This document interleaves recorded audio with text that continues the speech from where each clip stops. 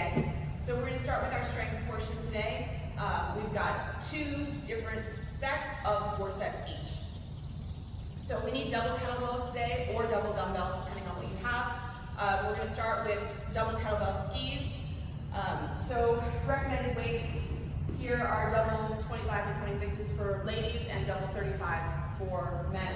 Our ski position, I want my feet directly underneath my hip bone, so it's a much more narrow stance. And I'm going to have a softening in my knees, but other than that, it's still a hip hinge motion. My kettlebells are never going past my hips, and they're coming up to shoulder height, sort of in front. But all of this is still this hip hinging motion, as opposed to lifting with my arms or a squat and lift. So from here, same thing. I start with my kettlebells in front of me, and I'm moving my hips forward and back to make my swings. So 60 seconds there, and then right away we go 60 seconds into banded good mornings. So I'm going to use this band for my good morning set. If you don't have a monster band, you can use weights.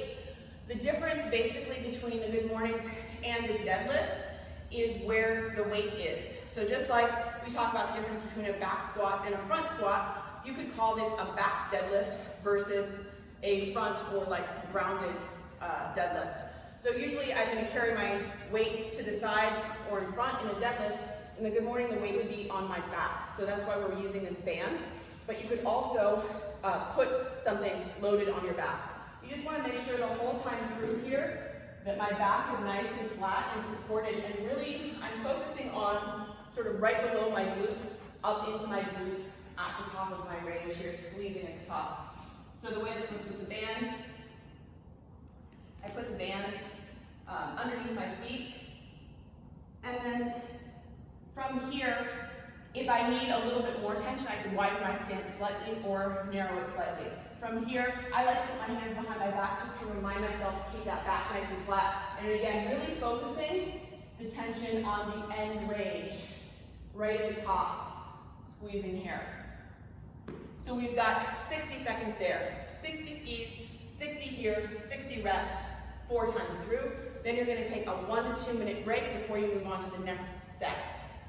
Our next set is going to start with in and out squats. So it's like a drop squat. I jump, drop and touch. That's my out. Here's my in. 15 reps. And then we're going to go 15 double kettlebell or double dumbbell, wide stance, stiff leg deadlifts. So my wide stance is going to be slightly wider than hips width. And when I say stiff leg, we just are working towards keeping our legs more straight than not. But that doesn't mean we're going to lock out. We're always going to have a nice softening of the knees. And that also means that as I go into my deadlift, I'm going to stop. As soon as, like right now, in order to get any further, I would have to relax my lower back and allow it to round. So I'm not going to go past that point. I'm going to focus on keeping my back nice and straight. So from here, 15 reps. Squeezing at the top. Remember that squeezing at the top does not mean hyperextending. 15 reps there, 60 seconds rest. So 4 sets of 15, 15, 60-second rest, and then we're on to some Tabatas.